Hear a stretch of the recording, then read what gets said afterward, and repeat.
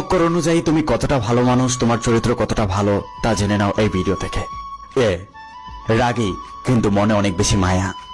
B সবসময় শান্তশিষ্ট এবং ভদ্র হয়। এফ অনেক কিউট কিন্তু গতিবাজ। এইচ ঘাড় তেরা কিন্তু মনটা অনেক ভালো।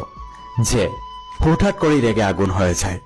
কে সবসময় একা থাকে, ঝামেলা পছন্দ করে না। এল অনেক ভালো মানুষ, তাদেরকে দেখে অন্যরা হিংসা করে।